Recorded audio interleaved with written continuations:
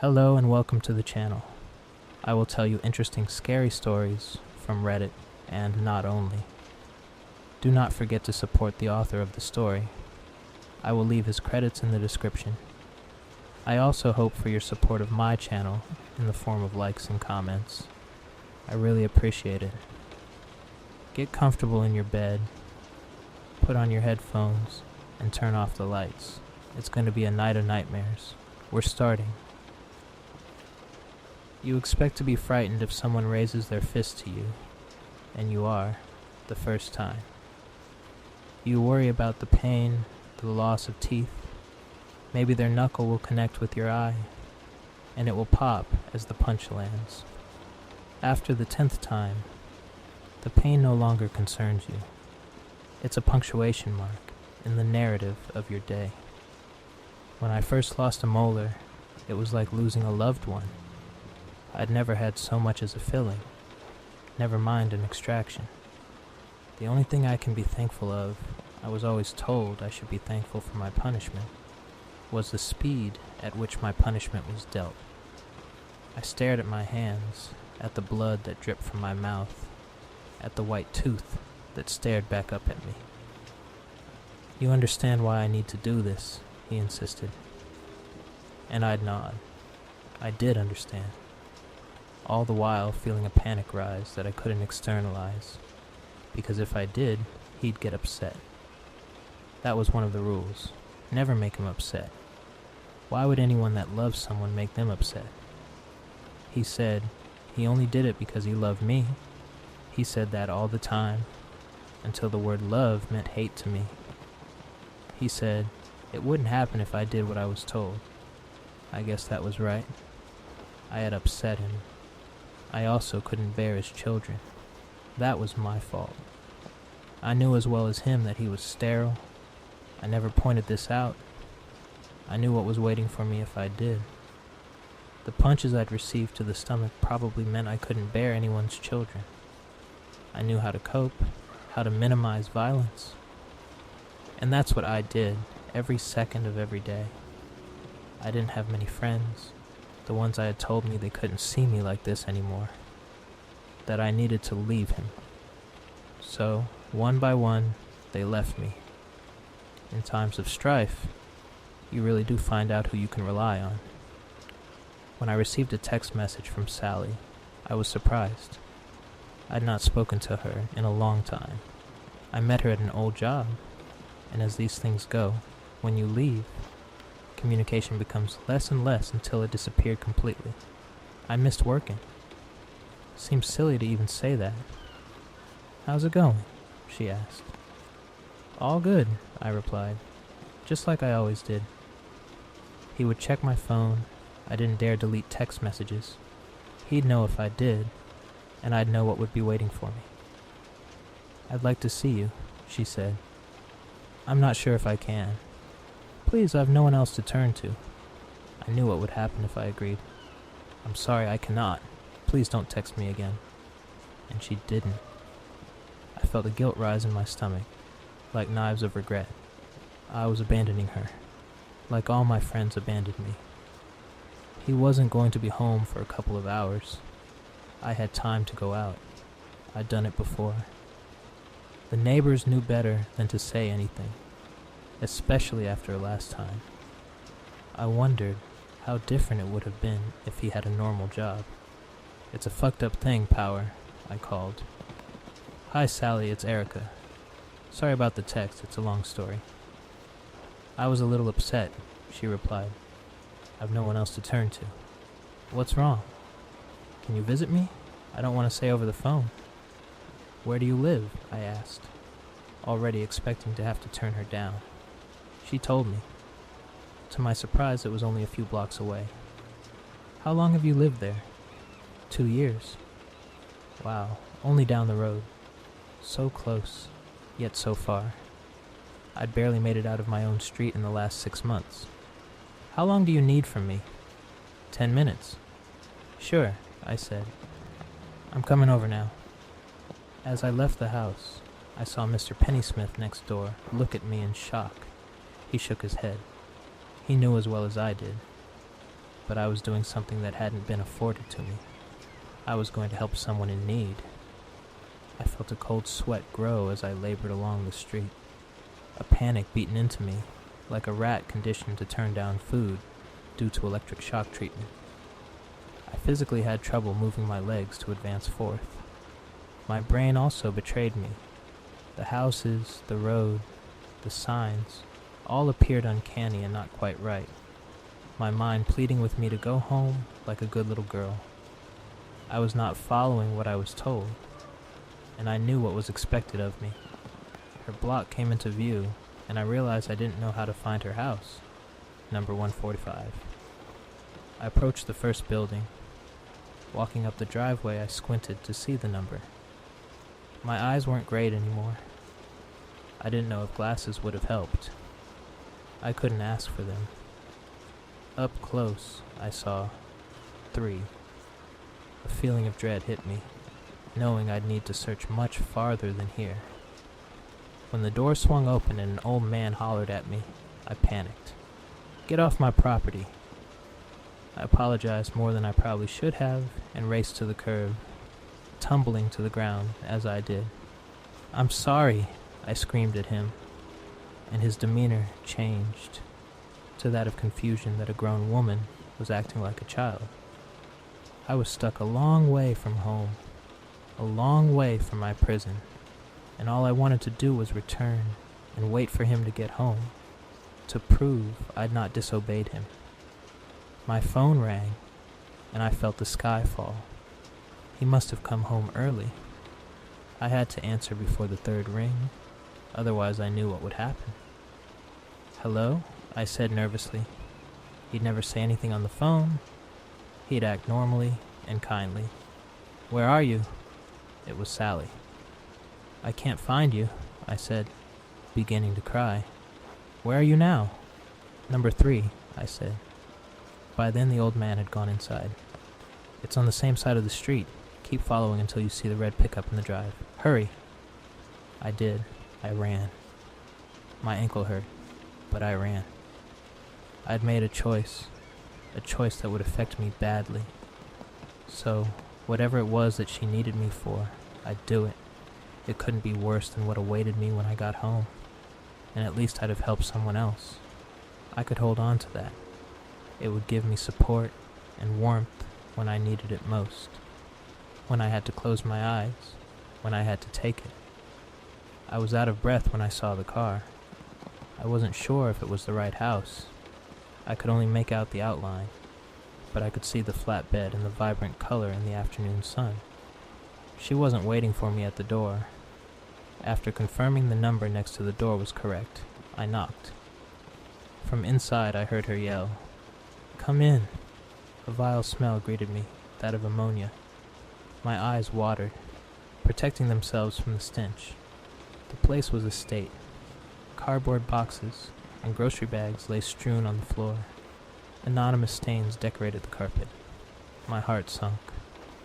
She didn't need my help. She needed a social worker, someone who could really help.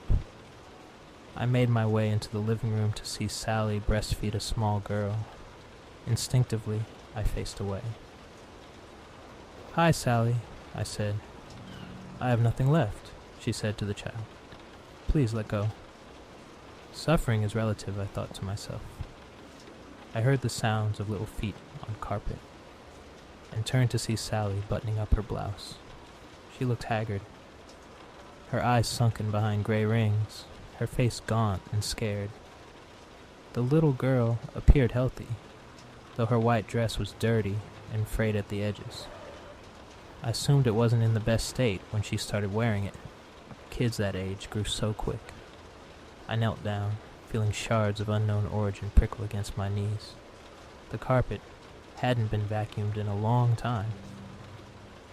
"Hello, and what's your name?" I asked. She raced over to me and stood uncomfortably close to my face. She said nothing. "She doesn't talk much," Sally offered. "Hungry?" the little girl said.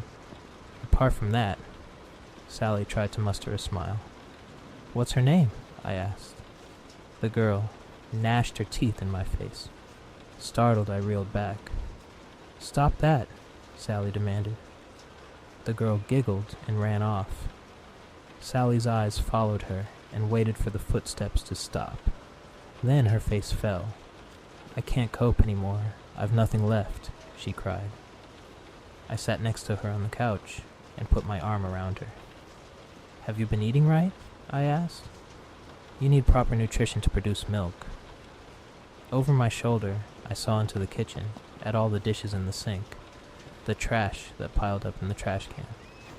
"I'm scared," she said, leaning her face onto my chest. I smelled her stale odor, that of uncleanliness and dirt. "You have a lovely little girl. Everything will be okay. Do you have a boyfriend or a husband?" She nodded and cried further. The stench hit me again. "What do you need me to do? I have money." I searched around in my back pocket and handed her a wad of bills I'd collected for myself, just in case I had the strength to leave him. As I held them out, I could see all the creases and the coloring that had leaked from my jeans onto the notes. It was my freedom, and I was handing it over. "I don't need money," she said, though I insisted. When she finally took it, I was relieved but anxious at the same time. "Is your husband here right now?"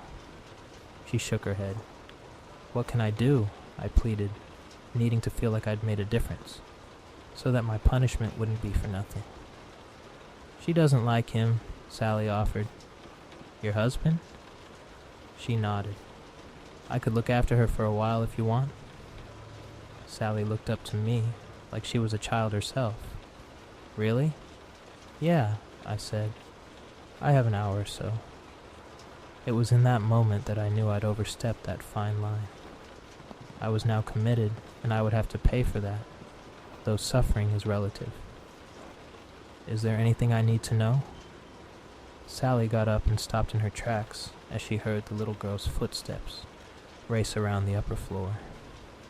Sally entered the kitchen, returning a few moments later with a piece of paper.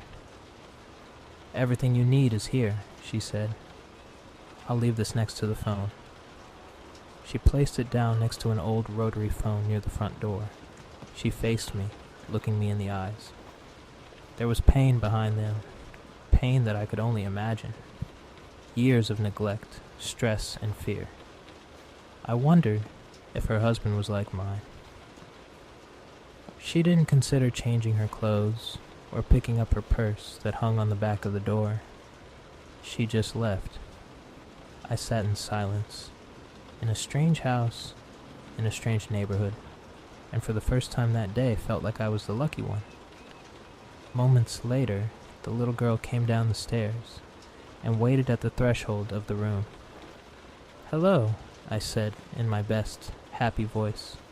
"You know, I never got your name." She smiled and gnashed her teeth. "Hungry?" she said, her voice sing-song, excited. She displayed none of the anxiety her mother did. "Hungry? I'm not sure I can help with that, sorry. Your mom won't be long." "Hungry?" she said again, this time her mouth upturned, as if a tantrum was about to start. "There may be something in the kitchen I can get you." I got up and made my way in. I'd never seen a place in such a state. Open cans sat on the countertop, the innards congealed to the metal for so long, not even flies investigated. I felt a tug at my shirt. I looked down to see the girl stare up at me. "Hungry?" I could tell she was becoming irritated. "I'm checking," I said, making my way over to the cupboards. I opened them up to reveal nothing. They were all empty. I was relieved when the girl lost interest in me and started to play with the handle of a door. "Is that the parlor?" I asked, knowing she didn't understand. I unlatched the door and opened it, surprised to see a dark passage that descended into the basement. The girl ran down, shouting hungry to herself. I'd never looked after a child before, and I'd already let her go somewhere she wasn't supposed to. Then I remembered the note Sally left me. It had everything I needed to know. I returned to the front of the house and picked up the note. "Erica, No one has shown kindness to me like you have today. I smiled as I read it. It was why I did it. I wanted to be there for her, unlike my so-called friends. I'm sorry.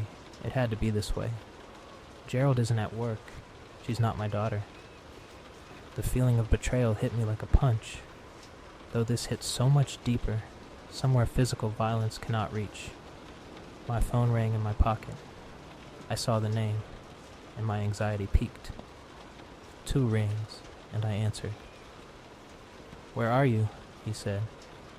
I didn't reply, not because I couldn't, but I didn't know what to tell him. "Fine, I'll find you." I knew he could. A click of a button and an app would give him my exact location.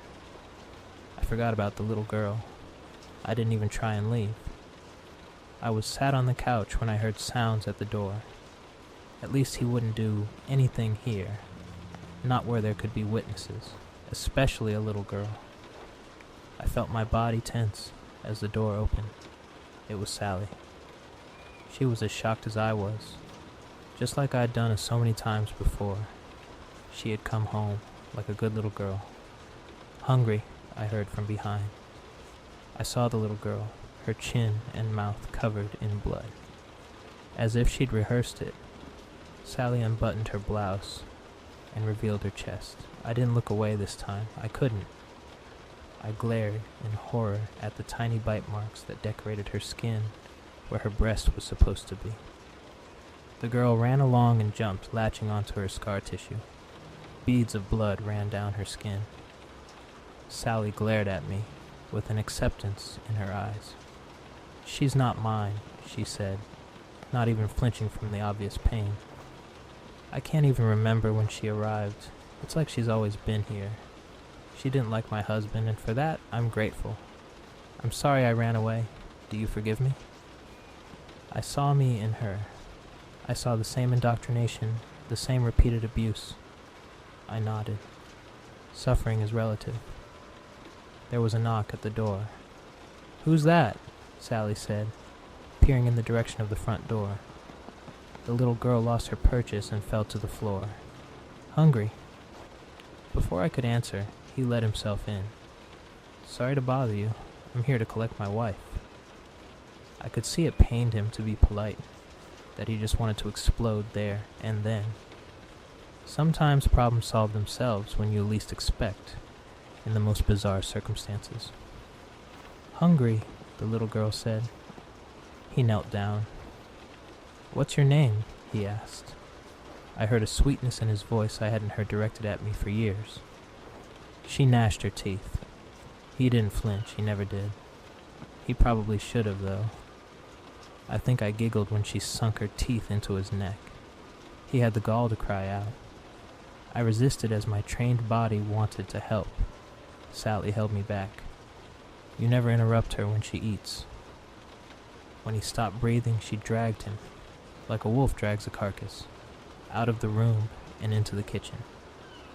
We heard as his body thumped one step at a time. I knew I should feel upset, at least scared, but I didn't. Something more important to me took over my emotions. "You should leave," Sally said. She could see in me what I saw in her. In her eyes, I saw the years of abuse, and she could see it in mine. "I can't. This is my burden, not yours. Please let one of us be free."